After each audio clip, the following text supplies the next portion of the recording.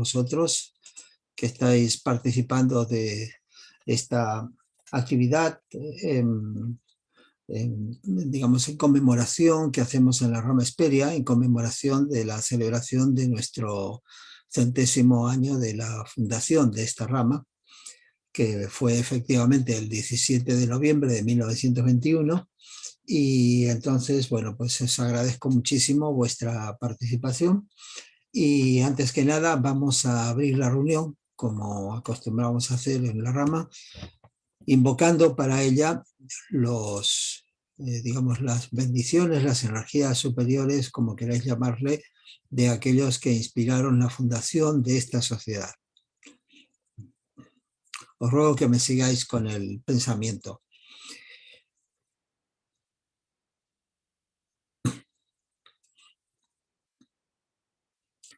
Que aquellos que son la expresión del amor inmortal bendigan con su auxilio y guía a la sociedad fundada para la promoción de sus planes. Que ellos la inspiren con su sabiduría, la fortalezcan con su poder y la vitalicen con su actividad. Que así sea. Muy bien, bueno, pues ante todo quiero agradecer nuevamente a las ramas Bhakti de Terrassa y de Bilbao, por la presencia y por haber dejado sus reuniones que coincidían con el día jueves para poder adherirse a esta celebración. Entonces Clarisa, presidenta de Bhakti, Nuria, presidenta de la rama Bilbao, os agradezco mucho. Y bueno, pues hoy tenemos no una conferencia, sino un panel, una mesa redonda. En el panel va a estar coordinado por Miguel Martínez de Paz, a quien damos la bienvenida también. Y él va a coordinar, bueno, el tema para hoy, primero, el tema para hoy es ¿qué significa la teosofía en mi vida? Es un tema muy cercano, muy de hablar de lo nuestro, poco teórico, y entonces creo que aquí nos vamos a poder explayar. Ellos van a hacer, Miguel va a coordinar esta mesa redonda, este panel, el cual va a tener como asistentes, como participantes, mejor dicho, a Miriam Martínez.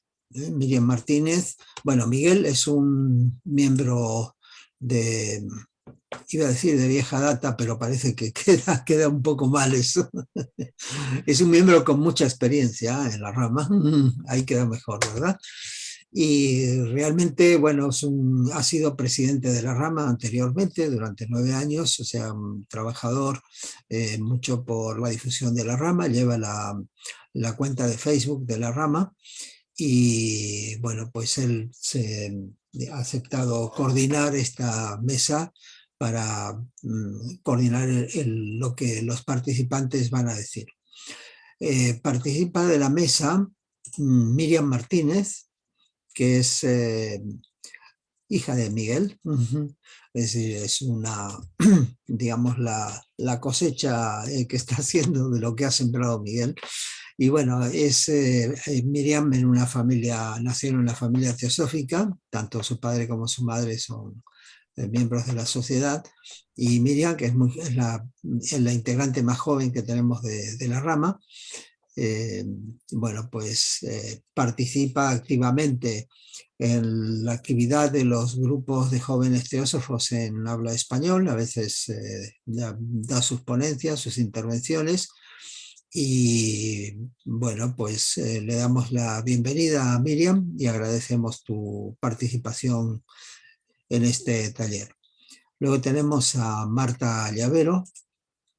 Marta Llavero es una persona que es más reciente, de incorporación más reciente, pero ya hace un par de años, y es muy activa, muy estudiosa, muy activa, tiene una forma de ser que, bueno, ya veréis que le gustan las cosas muy claras, muy concisas, y entonces viene muy bien también para definir qué ha significado la teosofía en su vida. Y finalmente vamos a contar con Sisi Rodríguez. Sisi Rodríguez es miembro reciente, bastante reciente de esta rama, aunque ella viene estudiando y viene siguiendo, participando de nuestras actividades hace ya bastante tiempo, diría unos años. Y bueno, finalmente decidió hacerse miembro. Ella es venezolana, pero está asentada totalmente en España y tiene su familia aquí y bueno, y tiene una perspectiva muy interesante que creo que también nos va a gustar. Entonces, sin más, yo diría que podemos pasar a la mesa redonda, al panel, acerca de qué representa la teosofía en mi vida. Miguel, te cedo la palabra. Tenéis la posibilidad de abrir el micrófono, los panelistas. Y Miguel, todo tuyo. Bien, gracias. Gracias a todos. Pues a los colaboradores la única indicación pues, es la libertad de expresar lo que sienten realmente y la autenticidad, que esto es consecuencia, ¿no? Entonces le he pedido a Marta Llavero que sea la primera que vaya a hacer su ponencia y luego nos iremos pasando el turno y posteriormente haremos un coloquio entre nosotros, y un corto coloquio, y después lo pasaremos a todos vosotros para que tengáis lo que tengáis a bien preguntar o comentar. Creo que sea un trabajo de integración entre todos, porque el trabajo es para todos. Brindamos nuestra vivencia con toda sinceridad. Habrá cosas que coincidamos todos, habrá otras que no, pero lo importante es la autenticidad de nuestra expresión. Muchas gracias. Ya ve, Marta, tienes la palabra. Muchas gracias, Miguel. Muchas gracias a todos. Yo tenía preparado un escrito y pensaba en un principio leerlo, pero luego desistí de la idea, porque efectivamente esto es una charla donde lo que se pretende, dado el tema y dado los teósofos avezados en la materia que me han precedido y que los tengo presentes a muchos de ellos, no tiene sentido que yo vaya a aportar nada en este campo tan vasto. Entonces, yo voy a explicar un poco cómo ha llegado la teosofía a mí y qué es lo que me aporta, que además es el tema que nos ocupa. Mis antecedentes son del mundo jurídico. Yo he sido abogado durante muchos años. Me sucede una tragedia, entre comillas, que se mata una hermana mía, se cae por una escalera, que no era algo esperado, y un accidente doméstico, y me planteé una serie de cosas que no encontraba eco, desde luego, en mi vida profesional, para nada, ni tampoco en mi ámbito familiar, ni en mi vida familiar. Mi tendencia primaria y primera es ver la vida y comprender la vida y comprenderme a mí misma a través de la lente de la psicología. Para mí la psicología es algo que no podemos prescindir, incluso aunque estemos en un camino espiritual, porque lo primero que... yo voy a hablar de mí, aunque parezca a veces que generalizo, pero yo creo que esto es común a todos. Lo que nos impide conectar con esa buidad que somos todos es el dichoso y manido ego o yo inferior, porque en teosofía el ego tiene a veces otras connotaciones, el yo inferior, el cuaternario inferior, ese constructo psicológico que no existe, que es un castillo de arena, pero que lo hemos construido para sobrevivir, como un sistema de mecanismos de defensa y compensatorios, fundamentalmente por la carencia de la necesidad más importante que tiene el ser humano desde que nace, que es una necesidad de amor.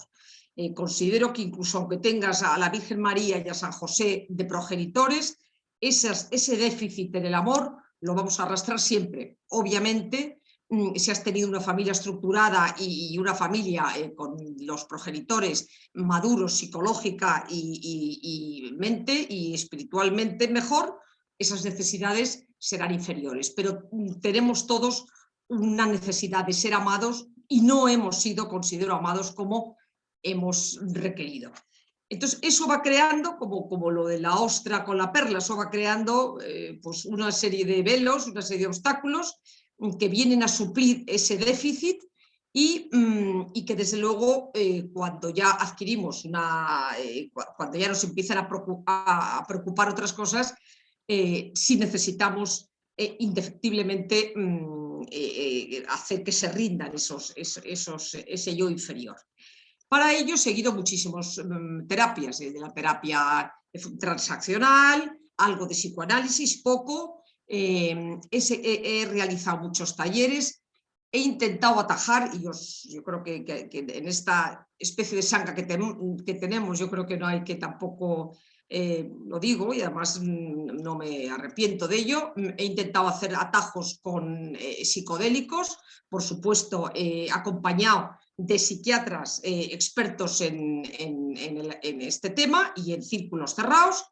Tengo la suerte de encontrarme a lo que considero que en una época ha sido mi maestro espiritual, que es Claudio Naranjo, que es un psiquiatra chileno, ha sido un líder espiritual, murió hace 2 años, contribuyó muchísimo a traer el budismo a Occidente y ha desarrollado una herramienta que tiene antecedentes que se pierden también en los tiempos, pero que él lo ha desarrollado, que es el eneagrama de la personalidad, que fundamentalmente, y luego si a alguien le interesa, pues o bien en el coloquio o bien personalmente puedo informar si a alguien le interesa indagar un poco más.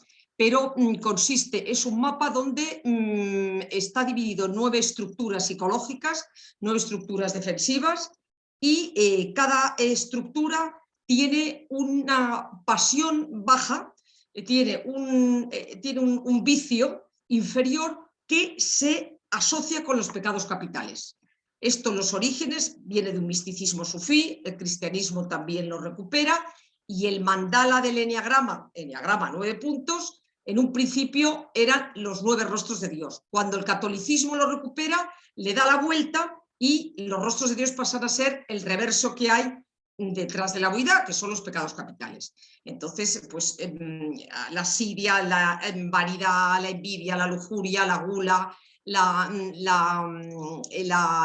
cobardía, en fin. Y en los talleres que ha organizado Claudio Naranjo, donde el monográfico era el eneagrama de la personalidad, yo he visto cambios radicales de personas cuando ven que lo que tienen nuclear en su ego o en su yo inferior o es la envidia, o es la vanidad, o es la gula, o es la lujuria, y que va acompañado o le precede un pensamiento a través del cual filtran la realidad. Para poner un ejemplo, en el caso, por ejemplo, de la vanidad, pues como su nombre indica, es un amor por lo vano y una necesidad de recibir el aplauso del otro.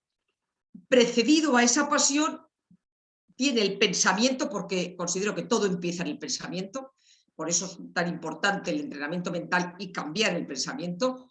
Viene, si no tengo el reconocimiento del tercero, no valgo y no soy nadie, ni nada.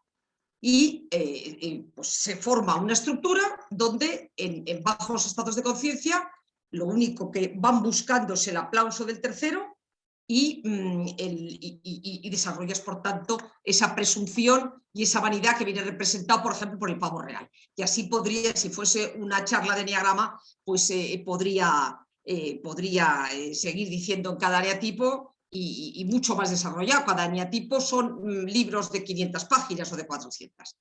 Bueno, yo he hecho la formación de Gestalt como alumna, dejo el mundo jurídico, hago la formación de Gestalt, que la considero una de las más eficaces. Claudio Naranjo, además, era un gran gestalista, que es la terapia del darnos cuenta, ir poco a poco, darnos cuenta desde nuestros 3 centros, el mental, el emocional y el visceral y el corporal, de qué es lo que nos va sucediendo y pescarnos con las manos en la masa. Yo es algo que, eso sí reconozco, que lo hago, es decir, y cada vez que tenemos una reactividad, porque el ego no responde, sino que reacciona, bueno, pues pillarnos, qué es lo que me está pasando, retirarnos si podemos, ir haciendo una elaboración para poco a poco, a base de poner luz y taquígrafos a ese yo inferior, pues ir poco a poco a hacer que se rinda. Es una labor, yo voy más lenta, la verdad, de lo que querría, pero esto es lo que hay.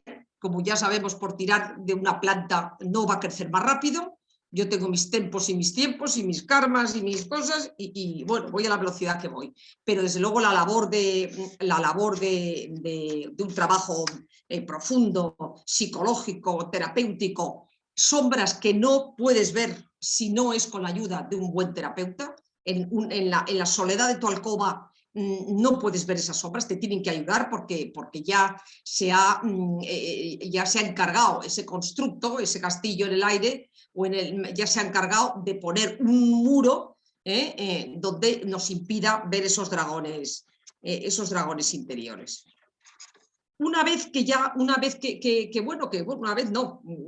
Mientras, paralelamente o subsiguientemente a que hacemos ese trabajo profundo, duro, muy desagradable y que preferimos a veces hacer un bypass, es mucho más bonito conectarnos con que somos naturalezas lúdicas, somos fragmentos de Dios, la mónada chispa divina, todo eso que es verdad que lo somos, pero ese bypass, si escondemos las sombras anteriores, a mí me parece que es un camino con pies de barro y que al final vas fraguando, no avanzas mucho. Como decía la samba, y a Claudio se lo he oído, para subir al cielo se necesita una escalera grande y otra chiquita. Y la chiquita es la terapéutica que... Entonces,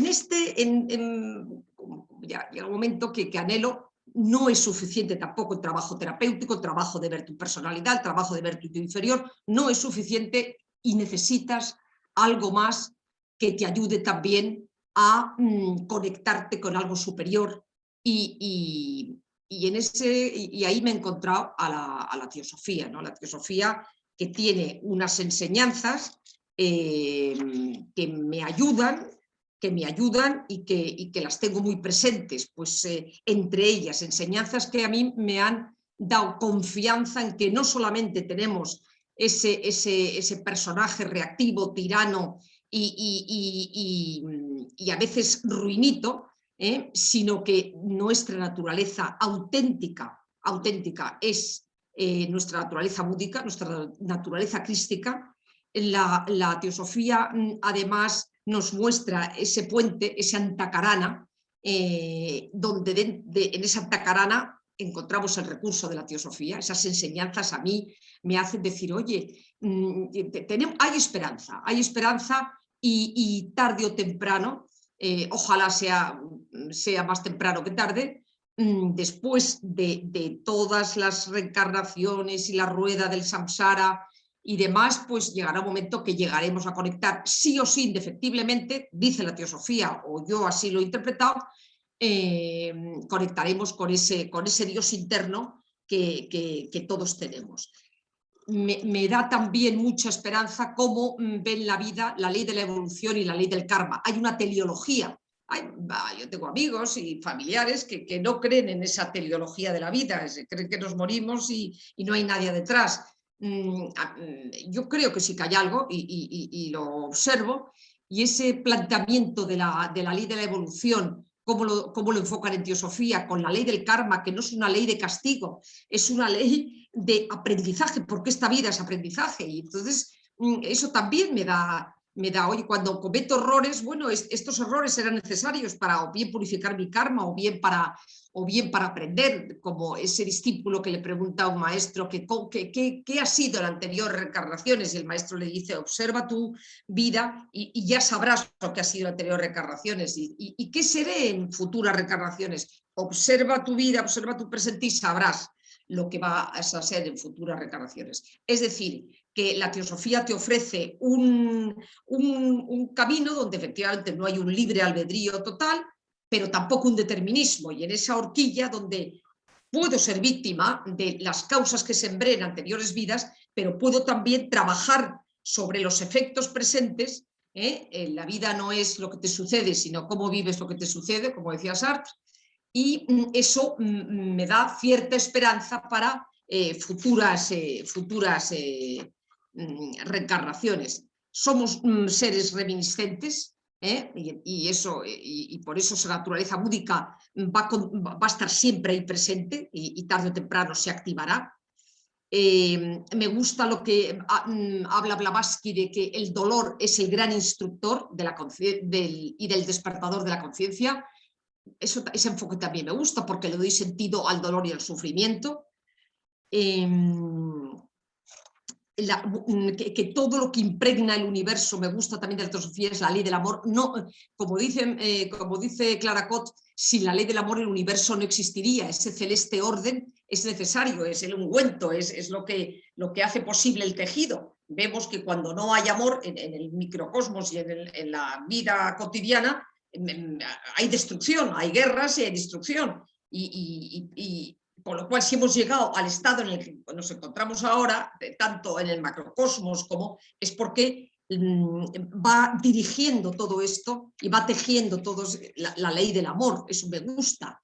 Y por el contrario, que la raíz de todo pecado es el egoísmo. En la fraternidad universal es uno de los pilares fundamentales. Y me ha gustado también eso de la teosofía. Luego, otra cosa, y es bastante racional como se ve, y cuando dicen los maestros y los mahatmas, el mejor aliado que tenemos es la ciencia, o sea, no son ya voladas que no hay manera ni de entenderlas ni de aproximarte a ellas, las personas que por ahora pues tenemos unas conexiones con algo superior, pues los tenemos un poco todavía obstruidos, ¿no? Bueno, no, si es que no hay más aliado que la ciencia, independientemente de que todavía el conocimiento no sea el suficiente para entender determinados fenómenos. El Dharma que diluye el karma, pues tenemos posibilidades de con unas acciones meritorias, virtuosas, con el cultivo de los paramitas, con el gran vehículo, el Mahayana, el ayuda a otros a despertar, el camino del Bodhisattva. Me gustan mucho las raíces budistas que tiene la teosofía, eso también reconozco que me ha aproximado a la teosofía. Lo importante que es el pensamiento, que todo, no ya por el mentalismo, sino porque se origina todo el pensamiento, eso lo dicen mucho los teósofos, Clara Cot lo dice también, y muchos, siempre un pensamiento, tendrás una tendencia, cosecharás un carácter y por tanto un destino, es decir, que podemos operar sobre nuestro destino haciendo un trabajo de entrenamiento mental, un trabajo arduo y de cambio de nuestro pensamiento, ¿no? A través pues eso, el cultivo de la generosidad, de la meditación, de la reflexión, del estudio. El ser humano es un ser en relación y por eso lo que estaba diciendo antes, no se concibe en la teosofía que tu despertar sea una cosa onanista, y perdonar la palabra, que sea una cosa en solitario, no tiene sentido el despertar, y los mahatmas lo dicen en las cartas. Toda esta enseñanza la digo para que ayudéis a los demás, no es una cosa donde nada más que buscamos nuestra iluminación personal individual. Eso también me da esperanza. Que no hay nada bueno ni malo inherentemente, todo es como nos relacionemos. Ahí me gusta mucho, entrar en contacto ahora con el Lama Rinzin, que es budista, y tiene una metáfora muy bonita que habla de las 3 fases del ser humano. Hay en una fase donde permaneces en la cueva cuando te produce toxicidad una relación, que a lo mejor esa persona es muy sana, o esa relación es muy sana, pero a ti te produce toxicidad. Entonces él invita a que pasemos, que no es una huida, que pasemos en una cueva para adquirir la madurez psicológica y espiritual suficiente. Cuando ya la adquirimos, ya vamos al valle donde lidiaremos con esas personas que nos producirán toxicidad, y en el valle vamos integrando ya esas relaciones. Y después, hablando del Día de los Muertos, que es el día 2, que eso ya es para el yogi, pasamos la etapa del cementerio, del osario, donde estás en un nivel de conciencia y de control pues, de tu estado espiritual y psicológico, que puedes estar con los muertos y alimañas, con hienas comiéndose a los muertos, que tu estado búdico no se inmuta. A mí y dado que la teosofía tiene esas raíces budistas, pues eso también me resuena conmigo. Bueno, y por último, recordar un poco, para también recordar a nuestros místicos católicos y cristianos, porque nuestras raíces son católicas. Me gusta mucho la frase de San Ambrosio: llegar a ser aquello que sois. A mí eso me emociona, llegar a ser aquello que sois. Shantideva, que también dice: descubre lo que es bueno para ti y aprende a amarlo. Me gusta también lo de que toda la vida tiene naturaleza búdica y la importancia que tiene el pensamiento para que consigamos tener un cambio de conducta, un cambio de actitud y un cambio y podamos ir con ese que es Dharma que diluye el karma, podamos ir trabajando sobre bueno, pues nuestro libre albedrío, sobre los efectos que sufrimos y sobre las futuras causas en anteriores, en futuras reencarnaciones. Y por eso para la Antakarana que he dicho antes, la sabiduría teosófica es de una importancia enorme, enorme, y que en un momento de flaqueza y en un momento pues, de escepticismo o incluso de depresión, oye, pues te llena de fuerza y pues sí, podemos y lo vamos a lograr tarde o temprano. Y bueno, he intentado no consumir mucho tiempo, Miguel, y he consumido mucho, ¿no? Pues más deprisa no puedo ir. Y muchas gracias.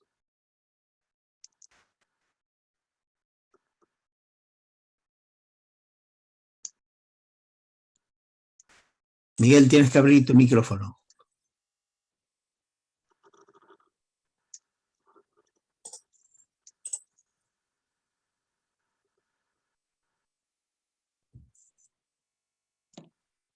Ahora. Bien, muchas gracias, Marta, por tu extensa y bien detallada participación. Ahora le pasamos la palabra a Miriam Martínez, que ha escrito también algo de una manera muy lírica y que creo que es en fin, que define muy bien todo su sentir por lo que es la teosofía y las puertas internas que ha abierto en ella. Tienes la palabra, Miriam.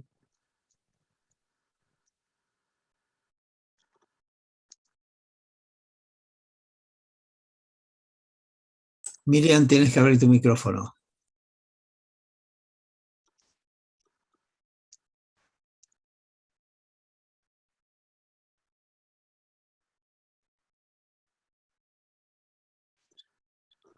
Ahora ya está. Bueno, buenas tardes a todos. Gracias por la introducción y nada, paso a compartir una pequeña presentación. Lo retomo un poquito en la parte que ha dejado Marta sobre los místicos. ¿Me podéis habilitar para que comparta la pantalla, por favor? Es que no puedo.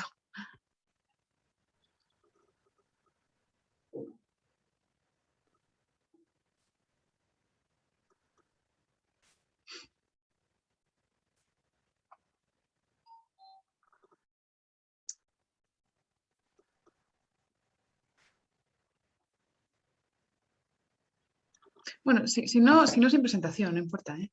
No.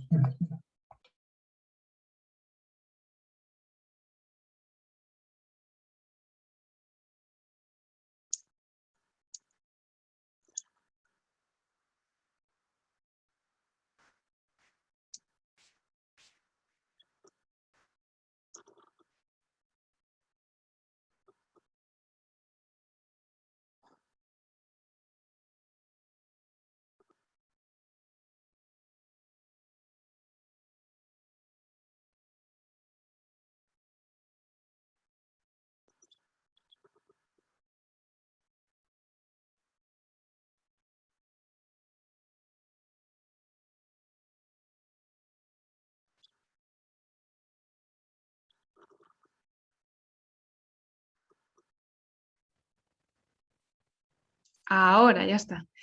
Vale.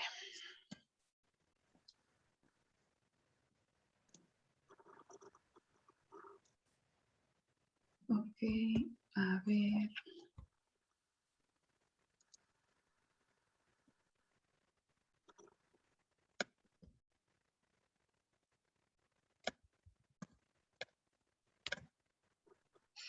Vale, creo que ya lo estáis viendo, ¿verdad? Bueno, pues nada, es compartir con vosotros una pequeña presentación de lo que significa para mí la teosofía. El título que le he puesto es Hijos de los hombres, hijos de los dioses. Teosofía, del griego teosofía o sabiduría divina, para mí representa esa danza cósmica, el aliento susurrante de los dioses, que discurre en el viento, en el agua, que sin descanso fluye en la cascada, como la que podemos ver en la imagen, el aleteo de las aves en las alturas, en el movimiento de la tierra. Es el sonido del silencio, la música de las esferas, a lo que todo vuelve y de lo que todo surge. Es el reencuentro del alma con su origen, es la experiencia de la mónada, de la chispa divina en los mundos. Es el vacío insondable, ante el que el peregrino se rinde. Teosofía es el peregrinaje hacia el infinito, hacia siempre nuevas y más luminosas auroras. Todo esto para mí es teosofía. En la mitología griega se cuenta la historia de Ganímedes, un héroe divino, del que Zeus, el padre, el señor de la luz diurna, el rayo, se enamoró perdidamente. Cierto día, Ganímedes fue a las montañas para cuidar a los rebaños de su padre, el rey de Troya, según cuenta la leyenda. De pronto, Zeus notó su presencia y de inmediato quedó encandilado por su belleza, llevándoselo consigo al Olimpo. Ganímedes se convirtió en el copero divino, cuyo trabajo consistía en servir con néctar las copas de los dioses, y como última demostración de amor, Zeus recompensó a Ganímedes dándole un lugar en el firmamento como la constelación de Acuario. Es así como Acuario, el aguador, en el firmamento, vierte agua, la sustancia primordial sobre los mundos, el regalo de los dioses. El papel del aguador, de Acuario, es para mí en cierto modo lo que significa la teosofía. Verter gotas de sabiduría, de la fuente, en las almas y mentes de los seres humanos. Llevar conciencia hacia todos los rincones, para que estos, los hombres, puedan despertar su divinidad y pasar de ser hijos de los hombres a hijos de los dioses. Y así el Olimpo no les esté velado, sino que se ganen el derecho a ser ciudadanos de pleno derecho de estos mundos. Acuario simboliza la cooperación humanista para encontrar el propósito colectivo, la rebeldía ante lo que es impuesto y no nace de una forma natural en nuestro interior. Es la libertad de buscar en las doradas llanuras del ser y es también la entrada hacia una nueva aurora, hacia un nuevo amanecer. Es un nuevo amanecer de los manantiales, como el que se puede ver en este vídeo, que fluyen a pesar de todos los obstáculos. Es de la potencialidad de una minúscula gota de agua, a la que nada puede oponerse a su paso. Es de la fuerza con la que los manantiales brotan de las montañas y llegan hasta los océanos de sabiduría que se encuentran en el interior y que están escondidos, esperando a encontrar esa fortaleza para impulsarse, para poder salir sin miedo y en libertad y allí juntarse. Y una vez que se hayan juntado en el mar, volver a separarse. Cada uno con su misión, ir y volver, cambiar, mejorar, pero en un núcleo, en una esencia muy sutil, ser. Estas son para mí las bases fundamentales que tiene la teosofía: fraternidad, estudio, compasión y servicio. Decía Krishnamurti, la libertad es una tierra sin caminos. No hay religión más elevada que la verdad, como dice el emblema de la sociedad teosófica. Y es tarea de cada uno encontrar esa verdad, ¿verdad? La de embarcarse en esa aventura, navegando con las alas del alma, océanos y mares de tempestades. Y en ellos, océanos, en estas tempestades, será donde encuentre la libertad y el significado que tiene para cada uno de nosotros. Es el inevitable peregrinaje a través de las edades. Lo único que nos queda es nadar. Estas perlas de sabiduría representan también la alquimia, que surge de la transformación de los tres principios: el azufre, el fuego, la carga energética, mercurio, el principio húmedo o líquido, y sal, la tierra o la base más densa. Indica la tabla de Hermes, Esmeralda. Usa tu mente por completo y sube de la tierra al cielo, y luego, nuevamente, desciende a la tierra y combina los poderes de lo que está arriba y de lo que está abajo. Así, ganarás gloria en el mundo entero, y la oscuridad saldrá de ti de una vez. La teosofía implica el encuentro con estos principios, con tanto la polaridad positiva como con la polaridad negativa de estas materias primas, alquímicas, y de su transformación mediante la enseñanza teosófica. Porque más allá de textos o de palabras, la teosofía no es letra muerta, sino que es vida, la vida que llama a la vida. De este modo, se sucede una especie de peregrinaje, un peregrinaje continuo, pero a la vez, y aunque esto pueda ser un poco paradójico, una quietud que engloba todo movimiento. Y es de esta misma quietud que algo emana, algo permea todo lo que existe en oleadas, porque al final todo el océano cabe en una gota de agua. Lo que significa teosofía queda también para mí muy bien descrito en el mito del héroe Prometeo, el ladrón del fuego, que seguro que lo conocéis todos. Prometeo era un titán y por tanto inmortal. Como titán divino, Prometeo destacó muy pronto por su astucia y conocimiento, pero por encima de todo, como defensor del hombre. Cuando Zeus ocupó su lugar como señor del Olimpo, manifestó que los hombres debían valerse por sí mismos, y así les quitó el fuego a todos ellos.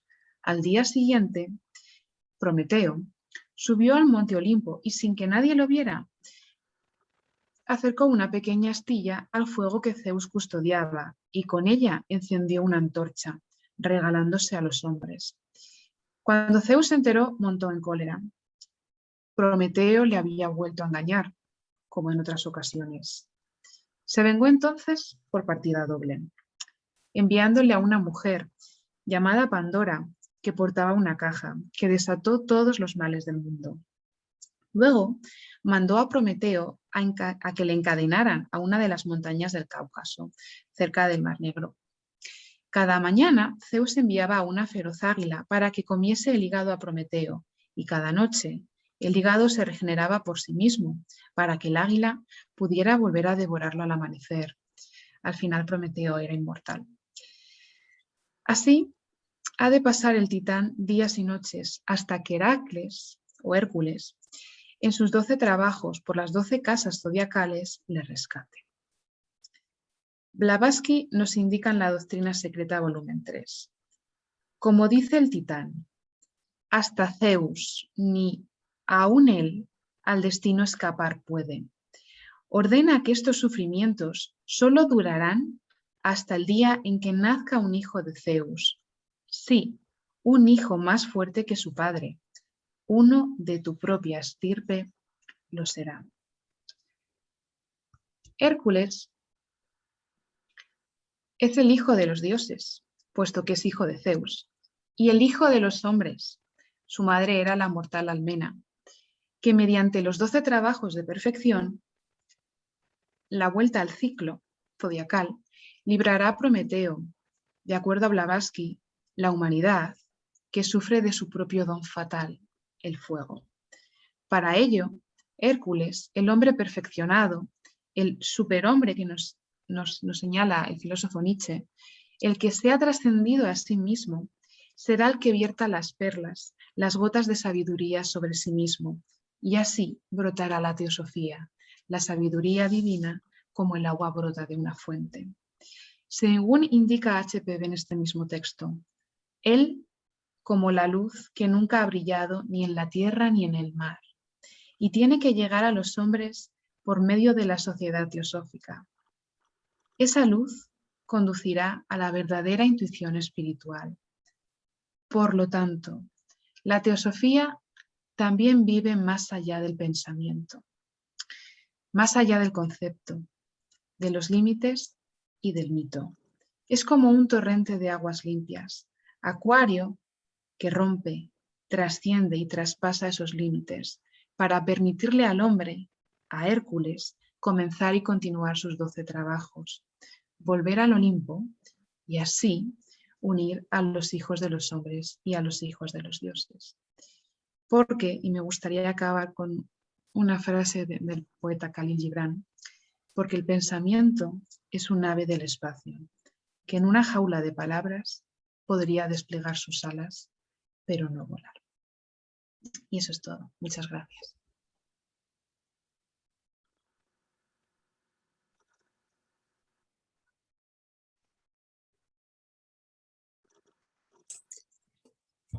Muy bien, muchas gracias. Miguel, adelante.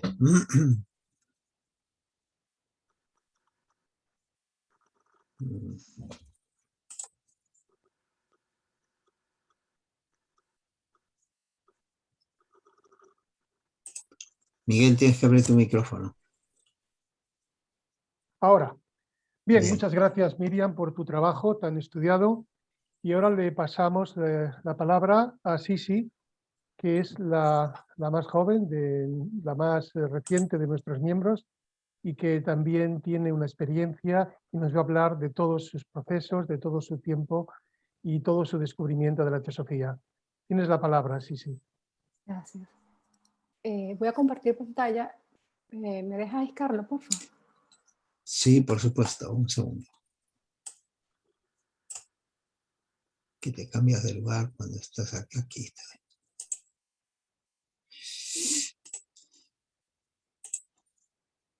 Ya estás. Vale.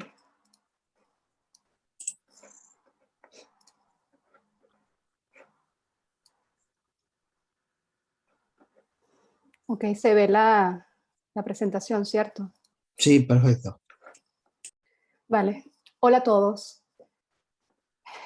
Cuando me dijeron para participar en esta mesa redonda, ¿qué significa la teosofía en mi vida?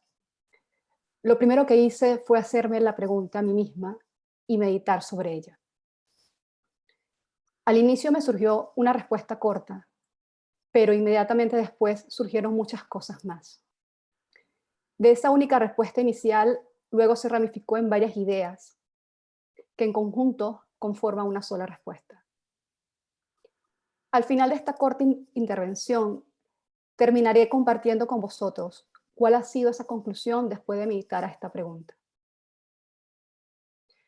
También me di cuenta durante el proceso de preparación sobre el tema de hoy, que en mi caso, a lo largo de mi vida, he pasado por varias fases en donde la respuesta a esta pregunta ha ido cambiando con el tiempo.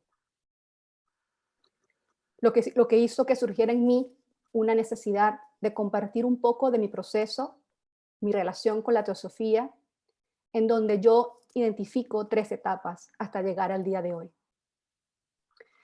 Así que de antemano pido disculpas si lo que voy a compartir no sea algo que tenga frases inspiradoras o que deje alguna enseñanza. No es mi intención. Lo que busco es compartir un poco el contexto de mi historia que me ha llevado a lo que la teosofía significa en mí hoy en día. A veces escuchamos historias durante las reuniones de las ramas y en las reuniones que ahora hacemos por Zoom. Historias personales de cómo algunos de nosotros llegaron a hacerse miembros de la sociedad teosófica o cómo la teosofía llegó a ellos.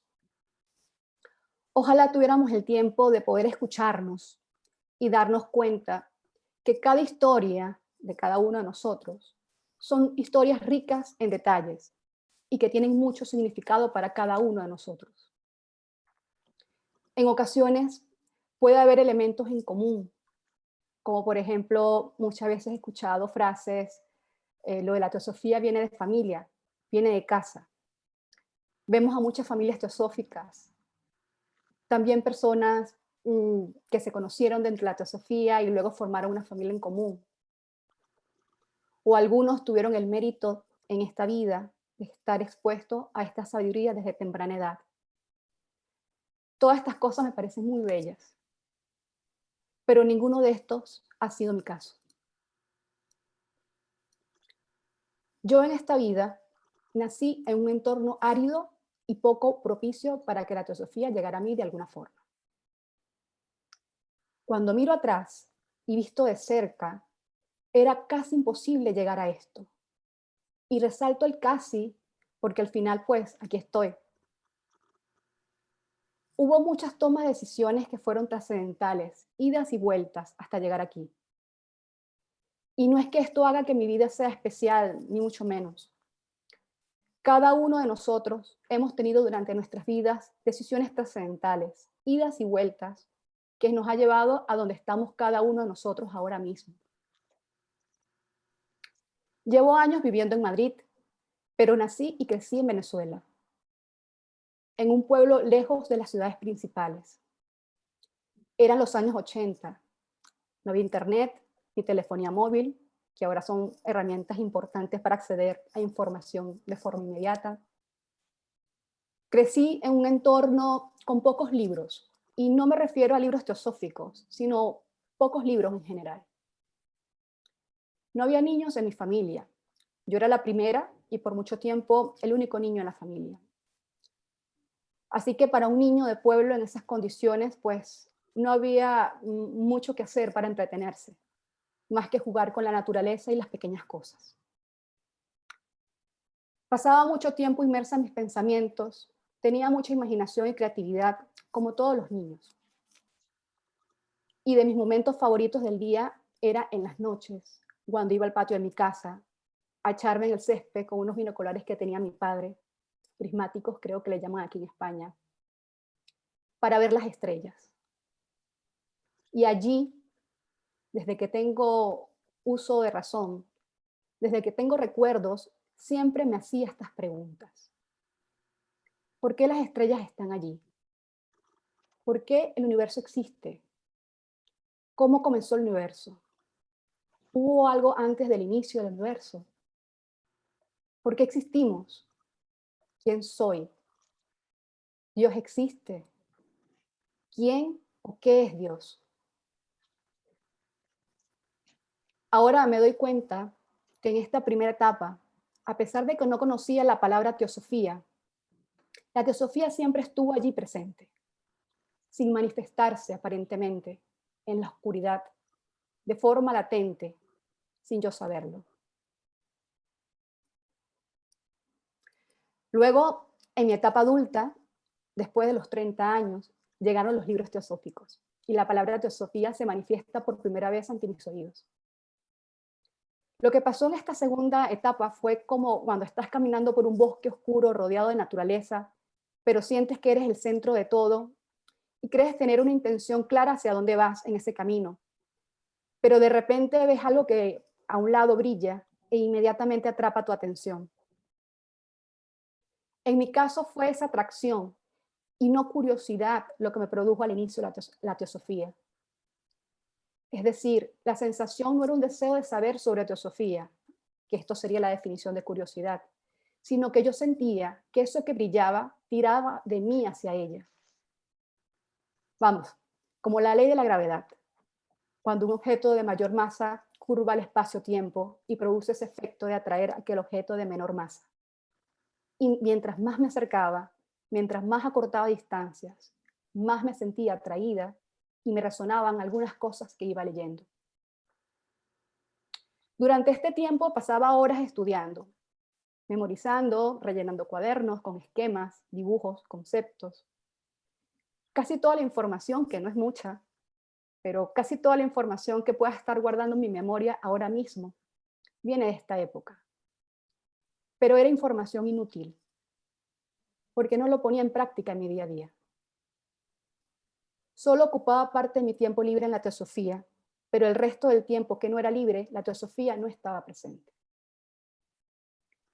Considero ahora que en ese entonces la teosofía era más un hobby y en momentos estaba alimentando vicios en mí, como la vanidad o la soberbia de creer que sabía cosas que la gente común no sabía, cuando en realidad yo no sabía absolutamente nada. Hoy en día sigo sin saber nada, pero al menos ahora sé que no sé. La tercera etapa, que es la actual, coincide cuando empiezo a asistir a la Sociedad Teosófica. Yo soy, y bueno, sino que Carlos me corrija, la última persona a ingresar como miembro de la rama Hesperia. Soy nueva, soy una neófita. Tengo apenas un par de meses como miembro de la sociedad, aunque estuve un tiempo previo como simpatizante. La primera vez que asistí a la sede de la rama en la calle Mayor del Sol fue en octubre del 2019, hace apenas 2 años. Y desde entonces he participado, creo que de forma activa, en las actividades de la rama. Y luego con el COVID, pues todo se ha pasado a Zoom. Todo este tiempo, en estos últimos 3, 4 años, coincide con lo que yo describo como la teosofía penetrando progresivamente, de forma muy lenta e incipiente en mi vida. Comienza a establecerse algunos puentes, muy pocos, mucho menos de lo que me gustaría. Puentes entre aquello que leo, estudio y medito y lo que yo vivo en mi día a día. Ya no leo tantos como antes. A ver, no voy a mentir, sí que leo y estudio. Pero haciendo un símil, la etapa anterior era como estar de frente a un banquete de comida muy rica y comer de todo en grandes cantidades sin disfrutar los bocados. Ahora ya no hago eso. Ahora sigue pareciéndome muy rica y apetitosa la comida, pero decido qué comer y las cantidades. Trato que eso sea digerido y que se convierta en una especie de energía que dirija mis acciones. Al igual que posiblemente todos los que estamos aquí, estoy tratando de llevar a cabo un trabajo interno que se manifieste algún día en hábitos que estén alineados con la ética teosófica. Pero no porque lo digan los libros o alguien, sino porque dentro de mí sé que es lo correcto. ¿Es un trabajo difícil? Sí, sí que lo es. No sé ustedes, pero yo no he escuchado al primer miembro de la sociedad decir que esto es pan comido. A lo mejor deberíamos empezar por asumir esto de entrada y quizás dejar de repetir en nuestras reuniones teosóficas la frase, es que esto es muy difícil. Yo creo que se necesita que sea así, porque se debe emplear una fuerza, un esfuerzo para llevar a cabo este trabajo. Hace tiempo hablaba con alguien de la rama un poco de esto. Y yo le decía que yo sentía que si bien aún no tengo completo control sobre las emociones y mucho menos el poder de modificar mis vicios, cada vez más me doy cuenta de las cosas cuando ocurren. Cuando estoy inmersa en esa tormenta que me conlleva a dar una respuesta de rechazo o aferramiento a las cosas, allí mismo puedo ver lo que está pasando. Y en algunos pocos casos puedo desidentificarme en el momento para observar mejor y veo cómo aquello pierde fuerza. Pero la mayoría de las veces no es así. La mayoría de las veces esto me arrastra como un tsunami y me ahoga en el sufrimiento. Eso que en budismo llaman dukkha.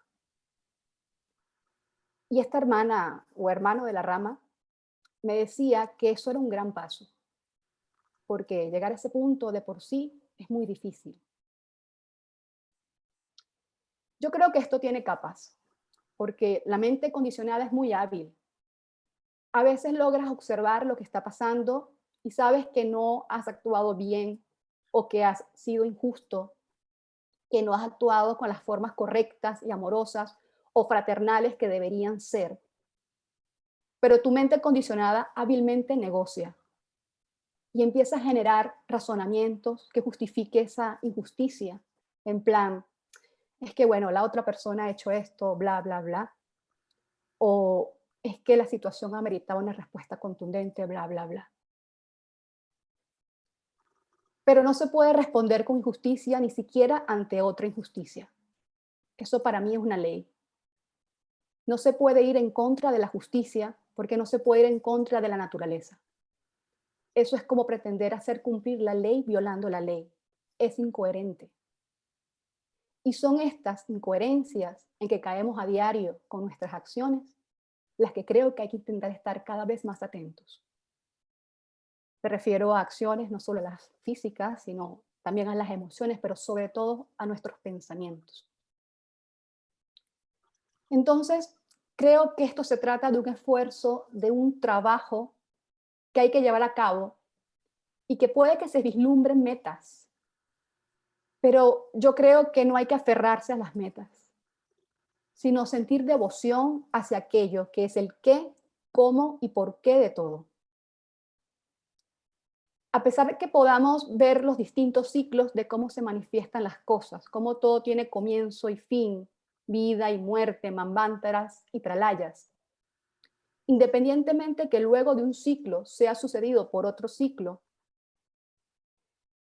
si lo vemos de forma mucho más profunda y trascendental, yo creo que este es un trabajo que no tiene fin, porque nunca tuvo un comienzo.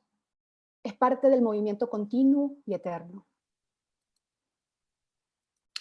Y bueno, para terminar, como os prometí al principio, quiero compartir con vosotros lo que hoy en día la teosofía significa en mi vida. La teosofía es aquello que constantemente me recuerda de dónde vengo. La teosofía es aquello que constantemente me recuerda quién realmente soy. La teosofía es aquello que constantemente me recuerda el trabajo que debo realizar, la razón por la que estoy aquí y el trabajo que debo llevar a cabo, sin olvidar la gran motivación detrás de este trabajo, detrás de este arte, el verdadero arte en mayúsculas, que no es más que ayudar a la humanidad, ayudándome a mí misma primero. Porque si de verdad quiero ayudar a los demás, debo ayudarme a mí misma. Eso dicen. Y es así como colaboramos de forma consciente a que se siga cumpliendo el plan divino. Pues bueno, esto es todo lo que quería compartir hoy y gracias por esta oportunidad que me han dado mis hermanos La Ramasperia. Muchas gracias a ti, Sisi, por tu sinceridad, porque has abierto tu corazón a todos. Y bueno, pues esto realmente es maravilloso poderlo celebrar así. Y la perspectiva que tienes creo que es también maravillosa porque vas entendiendo lo que son las pautas de transformación que nos propone la teosofía. Bien, ahora me toca a mí. Voy a pedir que me ayuden a compartir pantalla. A ver, ¿es este?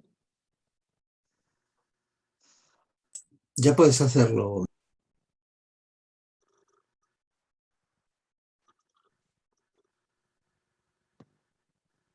A ver si me ayuda aquí la secretaria, porque me tapa el... Bien. Yo también expreso todo mi sentir por la teosofía después de tantos años y creo que lo que estoy diciendo es lo que siente mi alma. Siempre hablamos del momento que vivimos y de aquello que nos impulsa y de la conciencia que vamos tomando de la profundidad que está en nuestro ser. Y esto es lo que he intentado plasmar, aunque las palabras no siempre lo logran. Bien, vamos a ver. Para un aspirante espiritual que sienta internamente la necesidad de búsqueda de algo sustancial, de algo que pueda ir jalonando los rumbos de su existencia en los planos de la vida física, la teosofía es la gran antorcha, el gran faro que describe los grandes secretos de la vida. Inabarcables enseñanzas se abren a la lúcida comprensión del aspirante que se vaya abriendo a la gran sabiduría que la vida encierra y que ha de ir desgranando en actuaciones prácticas de gran amplitud y diversidad.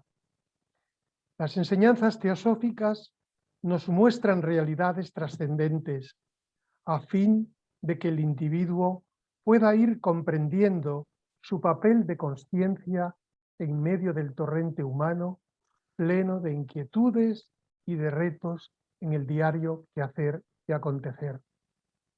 Se nos habla de lo que es nuestra naturaleza real e inmortal y de las razones por las que ha venido a la existencia en estos planos densos de la materia y de la necesidad de resurgir constantemente ante sus limitaciones temporales. Los riesgos de identificación con lo temporal o perecedero en sus múltiples facetas y máscaras están siempre latentes alrededor de los más elevados propósitos del ser real o superior que lo debió de planificar para su etapa humana. Esto siempre será el acicate de la voluntad hacia lo siempre trascendente. Se deduce de las enseñanzas recibidas que nuestra naturaleza real entrena sus potencialidades en fricción con la inversión en la materia. Solamente con la conciencia despierta y atenta nos será posible afrontar el imprescindible discernimiento ante las limitaciones temporales, tan propicias para atraernos a nuestra identificación con lo irreal o mayábico. Hay mucha confusión en la vida del mundo. El ser humano desconoce mayoritariamente su naturaleza real o inmortal, como también los últimos fines de su vida encarnada. Y así, erróneamente, se han creado fuertes egocentrismos que derivan en lacras y fascinaciones de poder que le llevan al ser humano a perder su norte interno, al sufrimiento y a la confrontación en guerras y calamidades que demuestran el tremendo egoísmo y crueldad del materialismo existente. La teosofía nos muestra otras realidades posibles de desarrollo y de actitud en sus extensas explicaciones y enseñanzas.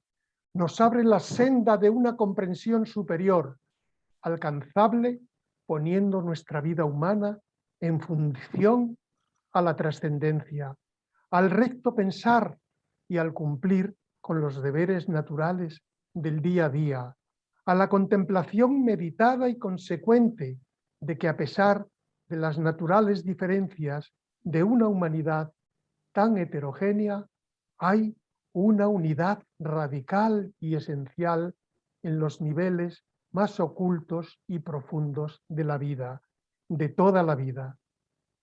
La fraternidad universal como ley divina es, pues, el norte que nos hace iguales ante lo infinito de la existencia total y también responsables de nuestras actitudes y desvaríos para con la utilidad de la vida humana.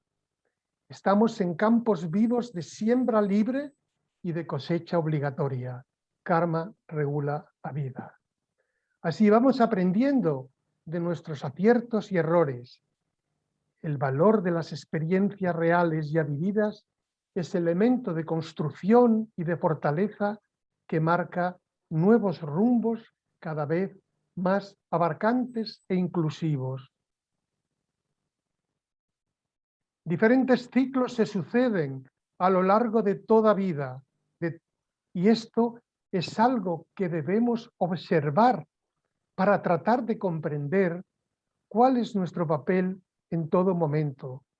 Y así iremos surgiendo de nuestra pasividad ignorante hacia una actuación responsable y lúcida en nuestra gestión por la travesía humana. Las enseñanzas teosóficas son realmente los portales para un despertar de la conciencia hacia la naturaleza superior de la vida y así desplegar las potencialidades latentes para una más perfecta visión de la realidad mayor en la que estamos inmersos, siendo de esta manera el posible bregar con las circunstancias limitativas y la presión del materialismo existente. Disponemos de inmensa información para el estudio, información provista por los autores teosóficos y avalados por la inspiración de fuentes elevadas que nos muestran realidades de la vida superior, de la vida total que nos envuelve e incluye. Nos muestran así las leyes más profundas de la vida. Mas solo cuando la luz espiritual se enfoca desde lo profundo del ser hacia todos los diferentes vehículos de conciencia, es posible cumplir con los aspectos evolutivos a desarrollar y que nos han traído al triste mundo de los efectos conflictivos. La transformación necesaria puede ser acometida de esa manera que Blavatsky nos inspira con sus exposiciones esotéricas. Pero no es la letra ni tan solo la filosofía, sino también, y es lo más importante, es ese aspecto esencial que solo se va descubriendo íntimamente cuando el ser espiritual se implica en ello y asume seriamente la senda de probación. La verdad que Blavatsky desvela está más allá de la letra, más bien está en ese silencio que es música, que es como música, que es vibración, y en la vibración que es la armonía de los reinos superiores. Así pues, seamos conscientes de que la belleza de lo desconocido, lo que nos falta por descubrir, a lo que el alma nos empuja a ir descubriendo, que es la verdad que nos atañe, esa belleza de lo desconocido es el instrumento de la auténtica instrucción, solo accesible después de arduos trabajos. Claro, la auténtica instrucción, como ya se nos decía en una conferencia notable, tiene que venir de adentro hacia afuera, y entonces los vehículos tienen que ser dóciles a lo que viene de lo más profundo, a lo que viene de la eternidad del ser. Solo accesible después de los arduos trabajos probatorios y meritorios que los planos superiores de la vida guardan en su debido tiempo con el celo de lo sagrado. Me explico lo que yo entiendo por esto. Esa llama interna, cuando fluye, no la puede gobernar algo que es inferior. La personalidad solamente en la conciencia tiene que ir preparando los caminos, como decía la parábola de las vírgenes prudentes y de las necias, ¿no? Entonces, no lo está guardado.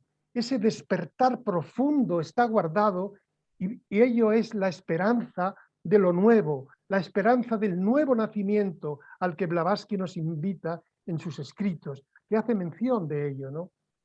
Eso es muy importante. Y lo digo porque es un horizonte que no debemos desterrar, porque si partimos de la premisa de que cada etapa de la vida humana es un eslabón tan solo, pues vamos a permitir que la conciencia no deje que ese eslabón sea cerrado, sino que quede abierto, porque lo que ahora empezamos de verdad tendrá que ser continuado en otra existencia, pasando por los planos post-mortem, claro. Si sinceramente queremos la verdad real que internamente nos atañe, tenemos que pagar su alto precio de servicio, de entrega y de probación profundos, y no caer en la necedad de navegar tan solo en el conocimiento intelectual, en la visión horizontal de la ignorancia ilustrada que ya mencionaba Mario Rosso de Luna. Es la vanidad acumulativa lo que intoxica y no permite discernir sutilmente. Así, tan solo es entretenimiento para el intelecto y un obstáculo o rémora para el autodescubrimiento.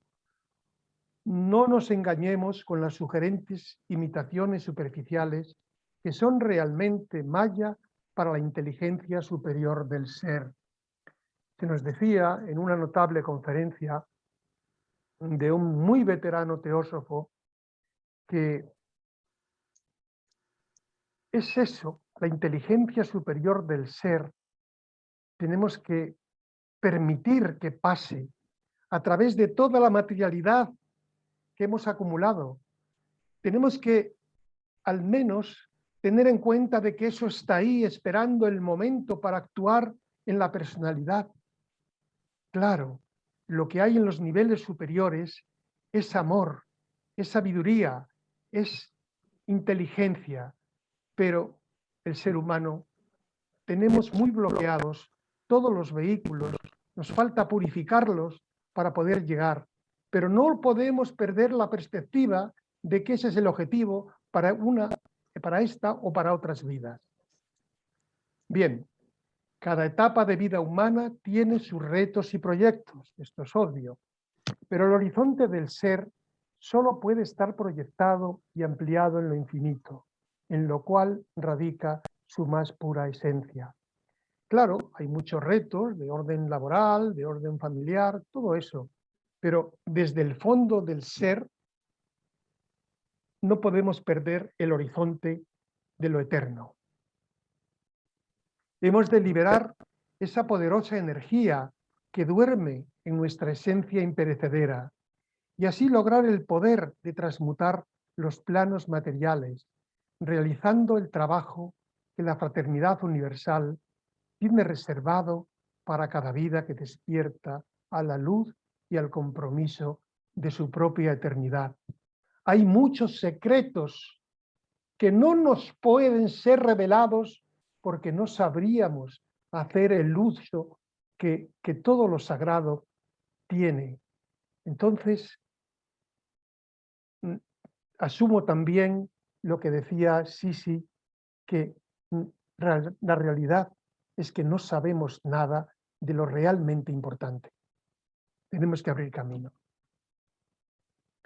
El trabajo de la vida espiritual no es flor que se plante y florezca en un día, ni en una sola existencia, sino en la continuidad del propósito y del compromiso a lo largo de prolongados peregrinajes por los planos físicos de la vida. Somos hijos de lo infinito. Ahí está nuestro origen y nuestro hogar a perpetuidad. No debemos olvidar nunca nuestra eterna identidad. Este es nuestro punto real de apoyo y de fortaleza ante tantos momentos difíciles y complejos que nos tocará gestionar. La conexión con la vida superior no es una constante explícita cuando navegamos por aguas terrenales, pero los niveles superiores de nuestra conciencia sí participan de esa vida, aunque esté velada para la conciencia humana aún tan adormecida. Así entonces, no esperemos milagros de progreso sin el trabajo consciente. No sucederán. Tampoco, obvio, soportaríamos su tremendo poder vibratorio sin la preparación iniciática a ese elevado nivel. Claro, cada insight, cada darnos cuenta, aumenta el compromiso con la luz interna. Y ese es el proceso, que la luz interna vaya tomando cuerpo de expresión en nuestra vida humana. Este es el objetivo. Y para terminar, tal vez recordando a San Juan de la Cruz, cuando decía aquello tan conocido, que bien sé yo de la fonte que emana y corre, aunque es de noche, podamos comprender que aquello, lo otro, que está ahí, siempre presente y latente, la chispa del amor divino, origen de nuestro ser. Porque no hay religión más elevada que la verdad. Om Shanti.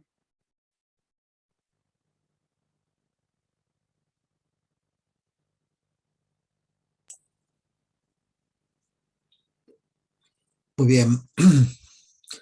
Muchísimas gracias a todos. No sé si queréis hacer, los panelistas, queréis hacer algún comentario posterior. Si no, pasaríamos directamente a la... Sí, adelante, Miguel. Realmente mis compañeros han sido muy explícitos y no sé, si quieren hacer a ellos alguna pregunta, yo tengo aquí algunos borradores que me ha mandado Sisi, y también cuando Marta expresaba todo su curso de vida, pues más o menos todos hemos tenido un proceso parecido. Yo hasta los 30 años no conocí un grupo espiritual, que fue precisamente en Barcelona, donde conocí la teosofía. Andábamos de aquí para allá con cosas, pero en fin, que nada definitivo como lo que encontré en la teosofía. Y sí, pues realmente nos ha abierto su corazón, y creo que bueno, pues que esto es una gran generosidad, porque el proceso que ha seguido Sisi es también muy parecido al que hemos seguido. Mi familia no conocía nada era una buena familia, muy cristiana, aunque no muy beatos, pero bueno, había ese norte de la honradez maragata, ¿no? Y bueno, pues siempre se buscaba hacer las cosas rectas, y hubo huellas de gran generosidad que nos abrieron camino a mi hermano, a mi madre y a mí. Y bien, y Miriam, pues bueno, pues realmente me ha parecido que yo la he visto aquí con montones de libros, y entonces me encanta que ese afán investigador nos haya traído esas perlas de la sabiduría que ha incluido en su ponencia.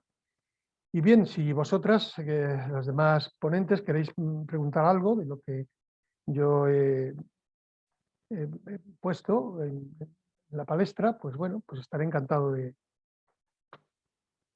pues si queréis entre vosotras hacer algún comentario, yo estoy abierto. Ya hemos consumido bastante tiempo, quedan creo que 35 minutos solo, y para dar paso a los escuchantes. Los panelistas podéis abrir vuestro micrófono y hablar directamente.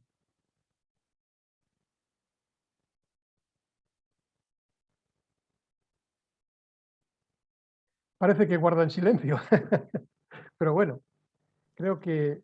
No, añadir ya que bueno, pues la necesidad o la conveniencia de tomar una actitud proactiva para acercarnos a estas enseñanzas y a la teosofía con esa un poco entusiasmo, porque si no, si esperamos a que las enseñanzas nos lleguen a nosotros, esperando a recibirlas sin más, pueden llegar de una manera, desde luego, mucho menos viva y más cristalizada o cosificada. O sea, que es bueno que transitemos ese antacarana de sabiduría que te da la teosofía para que no nos llegue de esa manera cristalizada. Estoy de acuerdo, tenemos que ser nosotros mismos, y bueno, la teosofía es un punto de apoyo que nos abre puertas, pero tenemos que ser nosotros mismos. Estoy de acuerdo perfectamente. Miriam y Sisi, ¿queréis comentar algo? Bueno, pues sí, un poco haciendo referencia a una parte de la conferencia de Sisi, que la verdad que a mí me ha gustado mucho, que dice: no se puede responder con injusticia ni siquiera ante una injusticia. Eso para mí es una ley. No se puede ir en contra de la justicia porque no se puede ir en contra de la naturaleza. Es como pretender hacer cumplir la ley violando la ley. Es incoherente. Y bueno, pues me gusta mucho porque creo que resalta muy bien este aspecto de que la teosofía es también compromiso con uno mismo, con nuestro alrededor y gracias.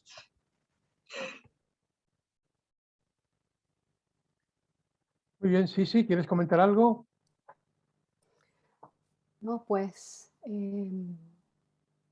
bueno, quizás en la conferencia de Marta, cuando ella decía que todos necesitamos ayuda externa para el proceso, yo creo que, bueno, siempre se ha dicho, ¿no?, que no existe un solo camino, no existe una sola forma en cómo se desarrolla este proceso. Y a mí me hace recordar una frase que, a ver, la frase está dentro de un contexto, que es un escrito pitagórico, y que tiene un contexto allí detrás, pero si se extrae esa frase, yo creo que esa frase es clara. Y esa frase dice, la capacidad mora cerca de la necesidad. La capacidad mora cerca de la necesidad. Cada uno de nosotros tenemos necesidades distintas, necesidades de la persona y necesidad del alma, porque todos somos uno, es verdad, pero ahora mismo es una alma que estamos en el máximo momento de individualidad. Traemos cada uno con un background, con un pasado, ¿no? Entonces, esas necesidades van a conllevar a que el proceso que haga que desarrollemos esas capacidades sean muy particulares de cada uno de nosotros. Pero claro, yo entiendo a Marta y yo también me lo he preguntado, pero a ver, una señal, ¿por dónde comienzo? ¿Qué hago? ¿No? Y me acordé también de una de las últimas conferencias del Congreso Interamericano, en donde el último día el presidente de la sociedad, Tim Boyd, cerró. Y él nos comentaba sobre la necesidad que hubo desde la sociedad de crear una misión, porque los objetivos durante todo el tiempo que ha existido la sociedad teosófica ha pasado por un proceso evolutivo, que sí, al principio era 1, luego pasó a 4, luego a 7, luego a 6, en fin, hasta los 3 de ahora, ¿no? Pero que él veía que los objetivos eran más como una meta, ¿no? Te dice, ¿hasta dónde quiero llegar? ¿A dónde apunto? Pero que a lo mejor no quedaba claro el cómo, y que a lo mejor era necesario hacer una misión que nos diera instrucciones o más luz a nosotros, a los miembros de la rama, para ver el cómo. Y yo quiero leer lo que él dijo ese día sobre la misión de la sociedad, y perdonad si no es exactamente el mismo, porque es que, claro, como él habla en inglés y estaba ahí sí traduciendo, y al final pues ya noté lo que es. Y él decía, la misión de la sociedad es servir a la humanidad a través de la cultivación del entendimiento profundo y realización de la sabiduría sin edades, a través de la autotransformación espiritual, por supuesto, y la unidad de toda la vida. Yo creo que esta frase, esto es maravilloso. O sea, la gente que estuvo aquí es maravilloso, y creo que meditar sobre esto a lo mejor nos inspira a alguna señal, a ver qué camino a lo mejor es donde debamos ir. Pues eso. Muy bien, perfecto. Efectivamente, se hace camino al andar, y los retos son la necesidad de desplegar nuevas posibilidades que no nos podemos cerrar. Lo que ocurre es que hay que mover conciencia y energía, y nos damos cuenta a veces de que esos retos es precisamente lo que nos empuja a avanzar. Si no hubiera retos, no habría esa movilización interna, esa indagación profunda. Todos los que estamos en este encuentro teosófico, pues hemos sentido esa necesidad, y creo que bueno, pues son muchas jornadas de estudio, de meditación, de tratar de penetrar profundamente en toda la naturaleza esencial que nos desvela la teosofía, e iremos así discurriendo etapas que nos llenarán de paz y de perspectiva. Bueno, pues yo creo que por nuestra parte nada más, Carlos. Bueno, muchísimas gracias, Miguel, y a todos los panelistas agradecemos muchísimo vuestra participación, vuestras hermosas contribuciones. Y ahora sí, vamos a abrir los micrófonos para permitir que los asistentes puedan hacer preguntas o hacer sus aportes. Antes de ello, quiero advertiros que como ya sabéis, esta actividad se está grabando y va a ser colgada en YouTube, va a ser puesta en el canal de la Rama Hesperia de YouTube. Entonces, tengo que pediros que advertiros de que por la protección de datos, si vosotros, vuestras imágenes, cuando habléis, vuestras imágenes van a estar en la grabación. Si alguno de vosotros no desea que esto sea así, tenéis que deshabilitar la cámara. Deshabilitar la cámara en la barra del control de Zoom. Y si no sabéis cómo hacerlo, pues aunque sea taparla con un papel o con algo. Entonces, recordad entonces que si no lo hacéis, dais vuestro consentimiento para que vuestra imagen aparezca en la grabación. ¿De acuerdo? Y entonces ya sin más... Una cosa, no, quería decir que, bueno, puede haber opiniones, perfecto, pero si las preguntas van a un miembro en concreto del panel, pues que lo nombren, o sea, que digan dirigido a tal. Vale, perfecto. Para contestar uno y no varios. Sí, perfecto, me parece bien. Me parece muy buena acotación. Entonces vamos a ver, ahora voy a solicitar a todos, ahora, mejor dicho, permitimos que los participantes reactiven su audio y aquellos que querráis intervenir, os ruego que levantéis la mano que está en el botón de reacciones, es decir, la mano virtual, porque así lo veo en la lista de participantes. No puedo, sois muchos y no puedo ver a todos, así que no me hagáis señas con la mano que no los voy a ver.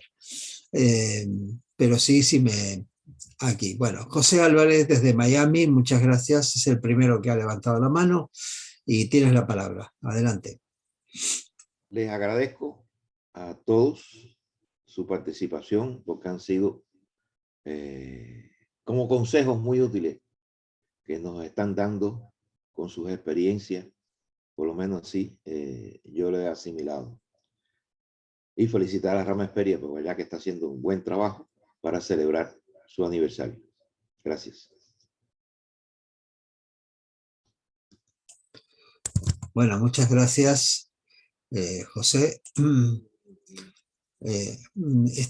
Pensamos que había que celebrarlo bien, ya que la pandemia nos prohíbe, no nos permite hacerlo en nuestra sede como hubiéramos querido. Lo hacemos por Zoom, pero tenemos la gran ventaja de que contamos con la inestimable presencia, invalorable presencia de vosotros que estáis en el otro lado del charco o en distintas ciudades y que evidentemente no habríais venido todos estos días para participar de esto.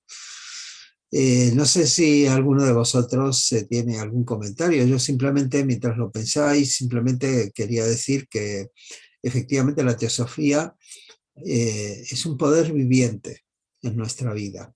Puede ser un poder viviente en nuestra vida, depende de nosotros. El ser miembro de la Sociedad Teosófica, y no solamente miembro numerario, pagar la cuota y figurar en la planilla y asistir a las reuniones, sino realmente ser alguien comprometido, hace que veamos a la teosofía como un poder viviente, y no simplemente la teosofía. Todos hemos pasado por muchas fases según nuestras distintas etapas de nuestra vida. Yo hace 48 años que soy miembro de la Sociedad Teosófica y realmente tuve la gran fortuna o el buen karma de conocerla desde joven, desde muy joven, y no porque haya nacido en un hogar teosófico, sino que la busqué. Y realmente os puedo asegurar que para mí ha sido un director fantástico de mi vida. Estoy muy agradecido a la vida que me haya dado esta oportunidad y que realmente la vida habría sido muy diferente quizás. A lo mejor en muchas cosas ya se habría manifestado de alguna manera o de otra, pero no sabéis el increíble beneficio, la increíble oportunidad que tenemos al estar en contacto directo con estas enseñanzas. En la época que yo empecé había que ir a librerías especializadas para encontrar algún libro. Ya luego cuando conocí la sede de la sociedad, pues ya había más libros allí, podíamos hablar con gente. Y ahora esto que estamos haciendo, que podemos hablar entre nosotros, podemos intercambiar nuestras experiencias, que podemos leer por internet, investigar, porque la teosofía, como recién decían mis compañeros, de alguna manera lo decían así, pero no se estudia, sino que se investiga. De nada vale estudiar un libro y aprendérmelo de memoria y poder luego recitar aquellas palabras que dice, sino que realmente el compromiso nos dice que tenemos que investigar, porque el libro lo que tiene es una descripción. Es como decía el Buda, el dedo que apunta a la luna no es la luna. Y nosotros a veces tendemos a quedarnos solo con el dedo, pero lo que tenemos que hacer es ir a la luna. He repetido esto varias veces y lo seguiré repitiendo porque me parece magnífico. Entonces yo os propongo que pensemos esto, aprovechando esta oportunidad y nuestro aniversario, y no solo a los miembros de la Rama Esperia, sino a todos los participantes, que hagamos ese examen, decir, ¿qué significa la teosofía en mi vida? ¿Qué representa para mí? ¿Es una actividad más, una actividad de lectura, un hobby, algo así? ¿O es algo en lo cual tengo cierto compromiso? ¿Es algo que veo que me permite, que es como una herramienta? Ojo, las herramientas son solo eso, herramientas. Uno tiene que coger la herramienta y hacer el trabajo, ¿verdad? Es una herramienta que me permite transformarme, ser más feliz, comprender mejor la vida, etcétera. ¿Qué es? ¿Qué significa para mí? Y me gustaría que también vosotros, asistentes, participantes, pudierais responder de alguna manera o pudierais decir lo que pensáis de esto. Sí, Clarisa, adelante. Bueno, la invitación a compartir ese algo del significado de la teosofía en nuestras vidas es una muy buena invitación y la agradezco. Quizás algo de lo que puedo decir también sirva para otros hermanos y compañeros.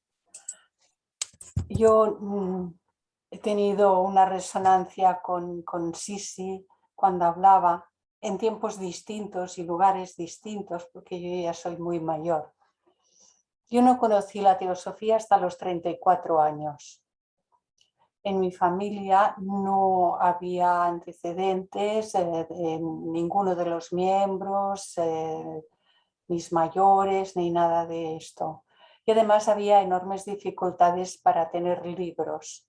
Mis libros eran los de mis hermanos, porque tenía una hermana con 10 años mayor que yo, que evidentemente ella tenía sus libros escolares, un hermano 8 años mayor que yo, lo mismo, y entonces yo todo lo que pillaba pues me lo bebía.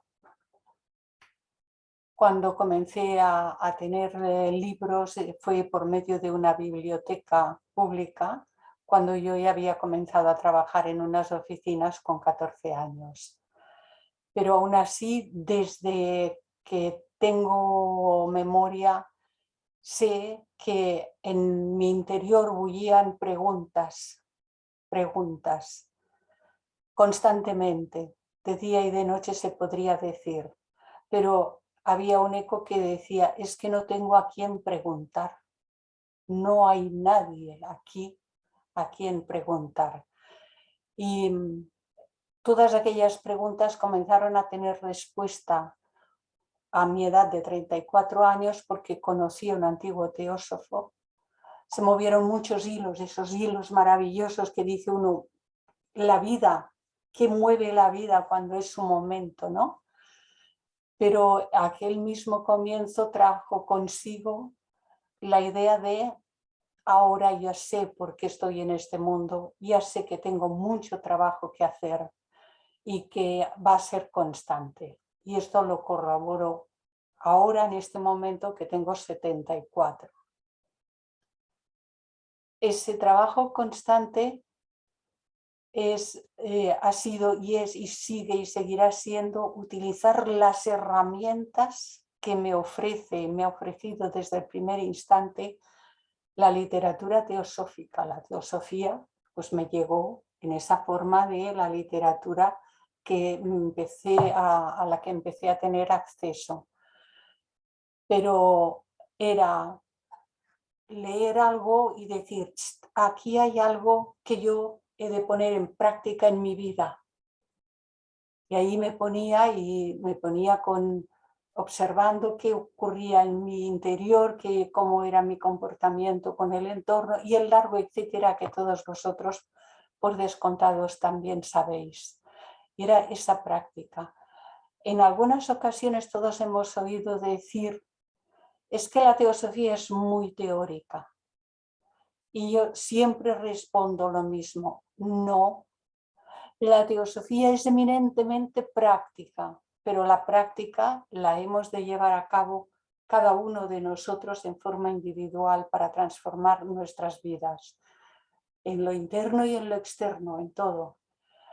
Entonces, el significado de la teosofía en mi vida ha sido la luz por la cual me tengo que mover para transformar mi propia vida. Eso es la teosofía, la luz.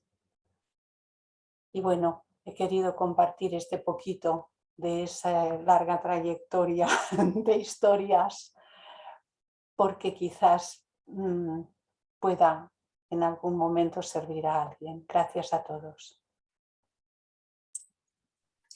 Muchas gracias, Clarisa. Muy valioso tu aporte y no sé si hay alguien más que quiera compartir su experiencia. Carmen, adelante. Bueno, realmente me ha gustado mucho todas las participaciones, cada una en la característica personal y la transmisión fue así muy, muy bonita. Y deciros que, bueno, mi acercamiento a la teosofía fue desde pequeña, porque mi madre se hizo miembro de la Sociedad Teosófica y yo no conocí otra religión que no fuera la teosofía. Entonces, de pronto los procesos han variado, ya que era prácticamente una transmisión de boca a oído. Mi madre, la educación que intentaba darme era netamente teosófica, que lo entendí muchos años después y lo estoy todavía entendiendo ahora, que como Clarisa, después de haber pasado 63 años como miembro de la sociedad, estuve sacando cálculos porque a mí se me olvida, pero y se me pasan los años rapidísimo también. Y realmente no hay espacio-tiempo, no existe, porque siempre estamos viviendo en el ahora. En cada momento es una experiencia diferente, es una situación distinta, porque nuestras coordenadas cambian, pero cambian día por día. Y la teosofía para mí durante toda mi vida ha sido como un faro que ha iluminado mi vida, me ha guiado. Además de mi madre con sus regañinas, reprimendas, etc., porque he pasado por todas las etapas. Yo era muy jovencita, era muy niña todavía cuando me hice miembro de la sociedad. A los 18 años me acuerdo que que me hicieron presidenta de la rama. Yo es que ahora lo recapitulo y digo, ¡qué locura! Porque era una inexperiencia total. Sin embargo, había algo detrás de todo eso. Y lo que quería decir es que no es la primera vez que nos vinculamos a la sabiduría antigua. Esto viene de otras vidas. Y entonces es el nuevo redescubrimiento cuando tomamos contacto consciente con la teosofía. Y esto lo volveremos a repetir seguramente en vidas futuras, porque es como ese aroma que nos atrae y no sabemos por qué. Es esa afinidad que estamos sintiendo frente a esta sabiduría antigua, que es la teosofía. Entonces, por distintos caminos que lleguemos, ya que hayamos nacido en familia teosófica o no, es ese aroma que nos atrae por algo, porque está en nuestra alma. Nuestra alma está impregnada de ella y resuena en armonía. Y entonces seguimos avanzando en este camino. No se termina en esta encarnación. Vaya a saber la cantidad de encarnaciones que necesitamos por delante para seguir en este camino y cómo se llamará en el futuro, porque en el pasado fue la escuela pitagórica, las escuelas de misterios, etc. Ahora es la sociedad teosófica, pero dentro de 300, 400 o 500 años se llamará de otra manera y encarnaremos en otros lugares y tenemos que descubrir nuevamente esa atracción. Bien, nada más y deciros que estoy muy feliz de compartir con todos vosotros y aparte que estas 3 almas que hoy nos han comunicado su experiencia, agradecerles su sinceridad y su apertura. Nada más. Muy bien, Carmen, muchísimas gracias. Y bueno, le voy a dar la palabra ahora a nuestra secretaria general, Ángeles Torra, que nos honra con su presencia y tiene algo para decirnos. Adelante, Ángeles. Cómo no. Muchísimas gracias. Perdonad que estoy un poco resfriada, y me saldrá una voz de ultratumba, pero no pasa nada. Lo primero es congratularme con todos vosotros por esta celebración de centenario. Ya lo dije el primer día, pero lo sigo diciendo cada vez. Estoy maravillada. Es que 100 años es una barbaridad y no es nada, ¿no? Pero estamos aquí aguantando como jabatos, que está muy bien. Agradecer la participación de todos, de todas y todos. Las 3 personas que han hablado hoy representan el futuro de la teosofía, por lo menos en este país. Es sabia joven, con una perspectiva totalmente actualizada y que no es muy distinta de los anhelos y las aspiraciones que uno tenía cuando empezó en la investigación de la teosofía. Todos pasamos por esta primera etapa, ¿no? Algunos porque, como Carmen o como yo misma, hemos nacido en ambientes que ya nos han llevado a ello de una manera natural, pero más mérito tiene todos aquellos que han andado buscando en la vida hasta llegar al puerto de la teosofía.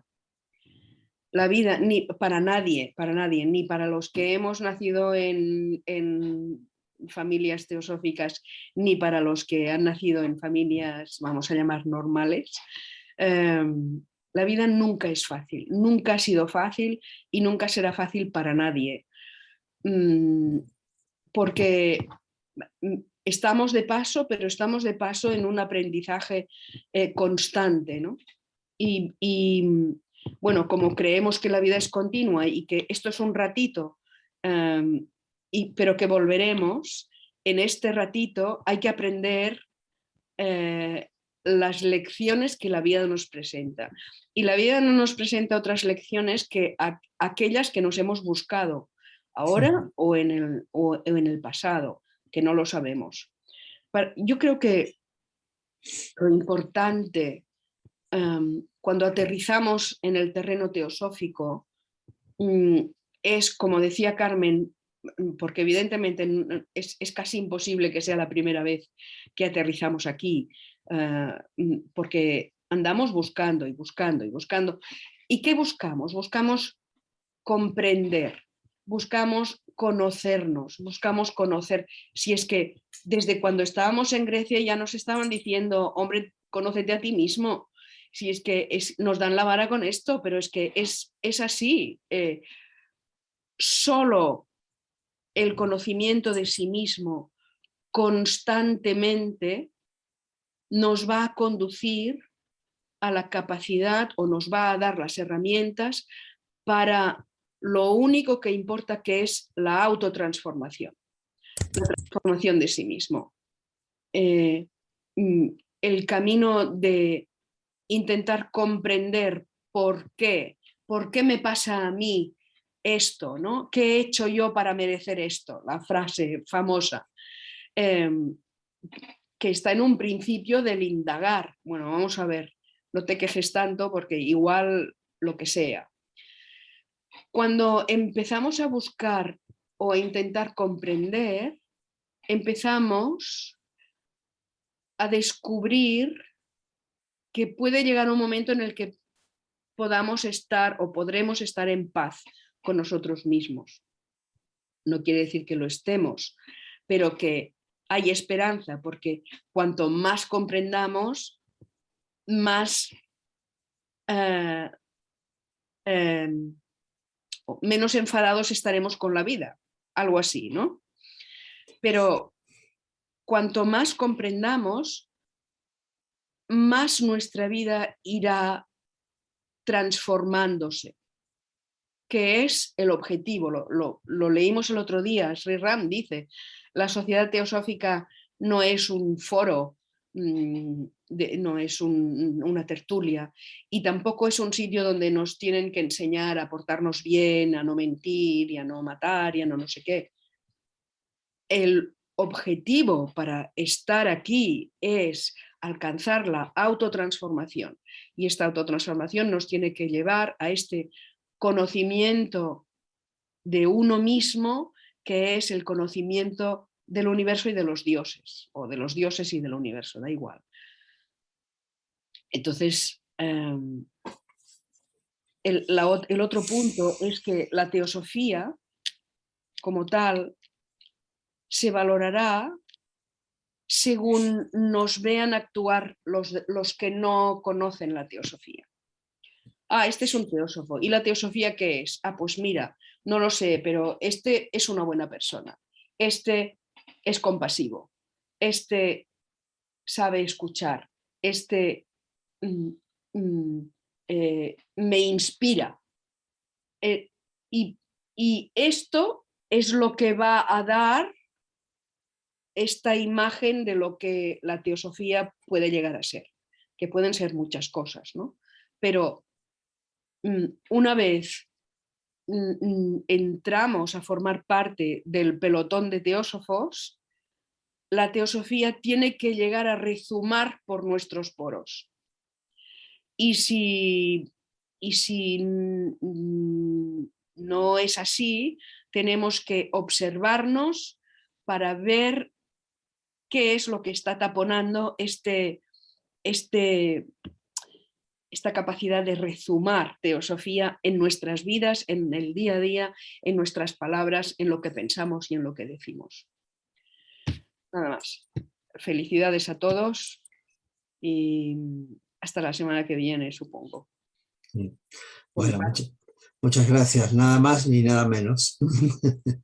Así que bueno, pues nos vamos acercando ya al final de este acto. Si tenemos el Chuy, por favor, tenemos una mano más. Chuy, adelante, desde México. Gracias, gracias. Pues nosotros, me refiero a Malú y a mí, estamos pues muy agradecidos con la teosofía. A nosotros nos tocó, pues a lo mejor era nuestro tiempo de conocerla, de empezar a conocerla, y nos tocó antes de llegar a la pandemia, tuvimos unos flachazos de lo que era la teosofía, pero realmente no sabíamos realmente qué era, de qué se trataba.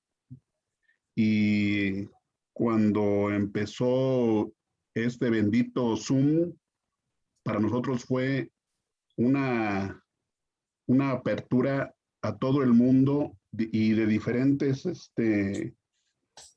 países y culturas, entender qué era la teosofía.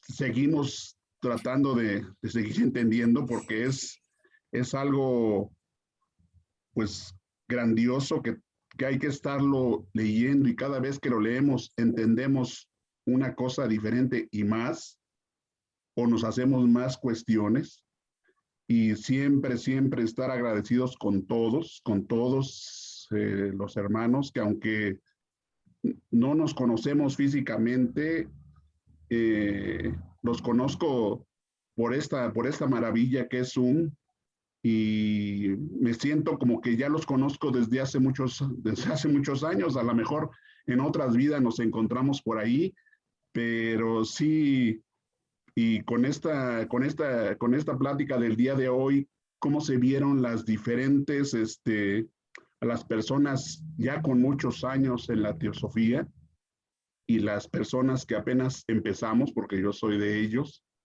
y a pesar de las diferencias de edades y diferencias de tiempo que han estado viendo la teosofía, se ve que todos van en un mismo camino, ¿no? Todos tenemos las mismas inquietudes, las mismas dudas, y me pareció perfecto. Y siempre estaré agradecido en que hagan este tipo de eventos, porque nos llena a nosotros, que pues somos los que estamos en preescolar en la teosofía.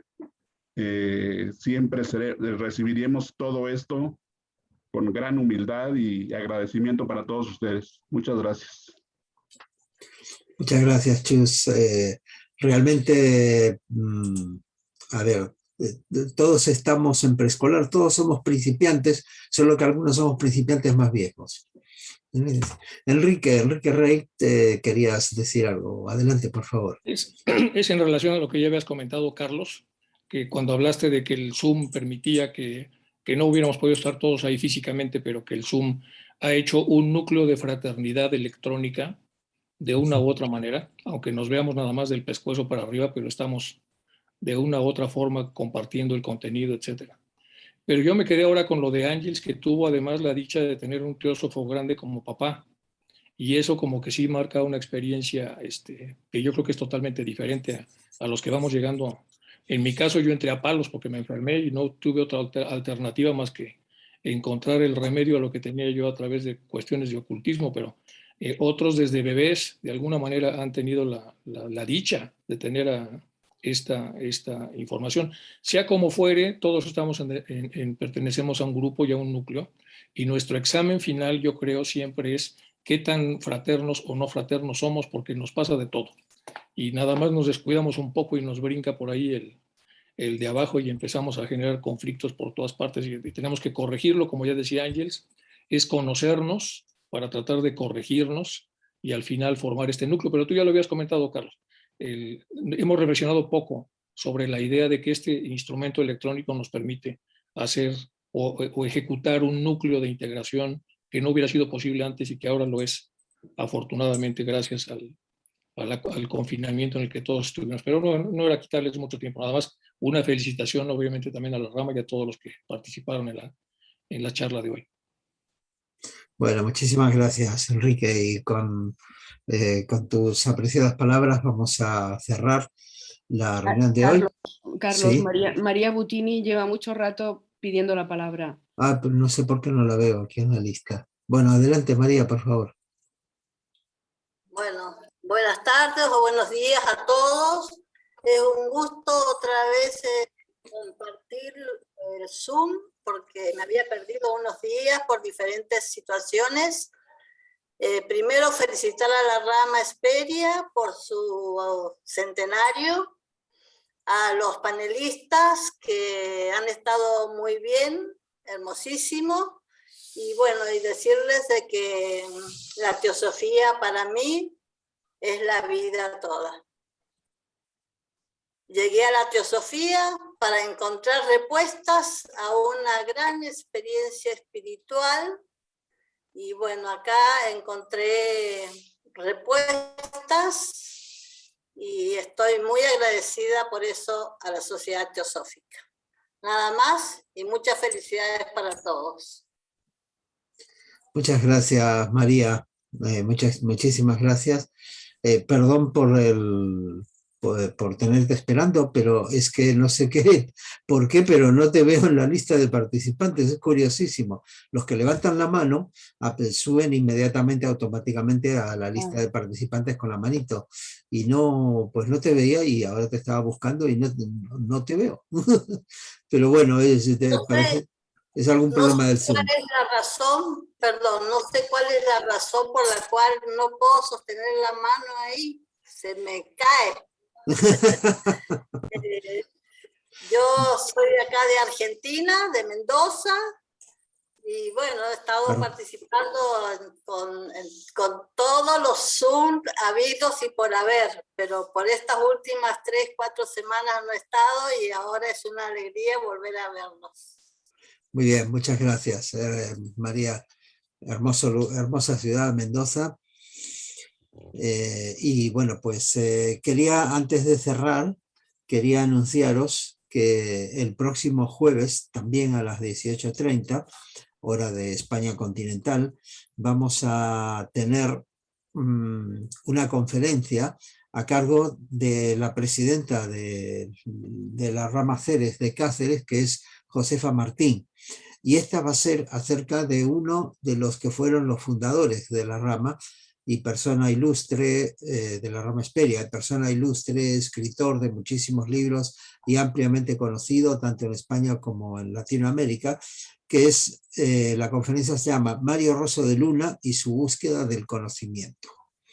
Deciros yo simplemente que una vez en mi profesión estaba yendo con el coche a un evento de un fabricante aquí en Madrid y bueno, yo buscando lugar para aparcar y por ahí llego a una calle y levanto la vista y me quedé, menos mal que no había tráfico ni nada, pero me quedé con la boca abierta así porque la calle decía Mario Rosso de Luna.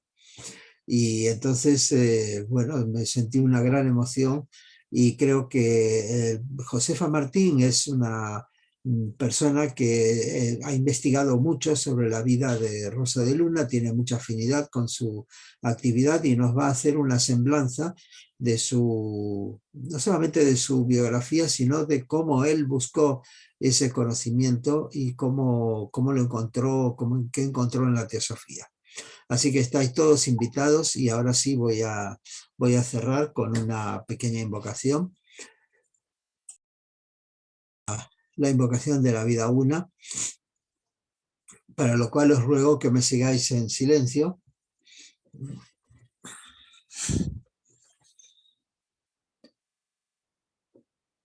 Oh vida oculta que vibras en cada átomo. Oh luz oculta que brillas en cada ser. Oh amor oculto que todo lo abarcas en la unidad. Que todo aquel que se sienta uno contigo, sepa que por lo tanto es también uno con todos los demás. Muy bien, muchas gracias a todos.